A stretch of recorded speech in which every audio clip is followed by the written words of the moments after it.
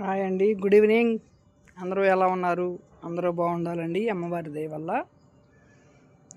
నేను మధ్యాహ్నం 3:30, 4 వరకు పడుకున్నానండి ఈరోజు. ఇంకా అక్కడి నుంచి పని మొదలు పెట్టాను. 4-5 రోజుల నుంచి పని సరిగా చేయట్లా, ఒంట్లో బాగాలేక కొంచెం చేయడం, ఇంకా పడుకోవటం, ఎట్ట వీలుంటే అట్లాగా. అదిగో అండి, బట్టలు ఆరవేస్తున్నాను. ఇదిగోండి, ఇంకా ఉన్నాయి, మొత్తం ఆరేసినాక చూద్దరు కానీ. ఇదిగోండి, బట్టలు మొత్తం ఆరవేసాను. ఇటు వేస్తే ఈ తీగలు ఎందుకో వంగిపోతున్నాయి, ప్రతిసారి తెగిపోవటం. ఇది ఒకటి కర్టన్స్ రాడ్ అండి, ఇది పద్దస్తమానం వంగిపోతూ ఉంటుంది. ఇదిగోండి, కుప్పబడ్డట్టు అవుతున్నాయి. బట్టలు వేస్తే మళ్ళీ కట్టుకోవాలి. ఇంకేం చేస్తా, అటు వేసి మళ్ళీ ఇటు ఇట్లో తిప్పించాను.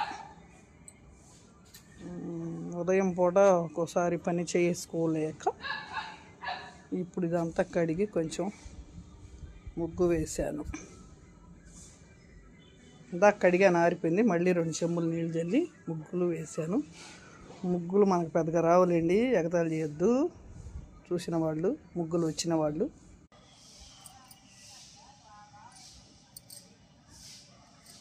ఇంకేంటండి, ఈరోజు కొత్తగా ఏమీ నేర్చుకోలేకపోయాను.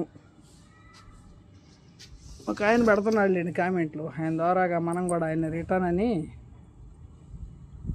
అలాంటి వాళ్ళు ఏంటంటే బాగుపడనివ్వరు మనిషిని. అది పెద్ద ఆయన ఏమన్నా అందామంటే మనకి కొంచెం గౌరవం అనేది ఎక్కువ. అప్పటికే అంటున్నాను, ఆత్మాభిమానం అనేది ప్రతి మనిషికి ఉంటుంది కదా. ఆయన కరం పట్టినట్టుంది నా చేత అనిపించుకోవడానికి. ఆయనకు బాగా కరం పట్టి దగ్గర పడ్డాయి రోజులు.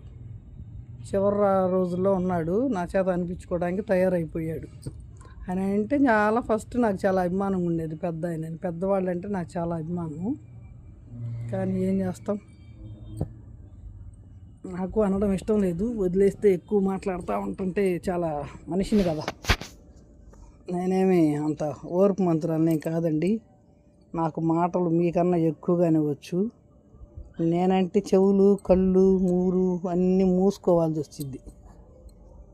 అది నచ్చితే లైక్ అండ్ షేర్, సబ్స్క్రైబ్. నేను ఆయన తిట్టిన తిట్లు కాదు, ఆయన అన్న మాటలు కాదు. ఏదో నాకు ఇవాళ ఏం పెట్టాలో అర్థం కాక నేను చేసిన రొటీన్ పెట్టా.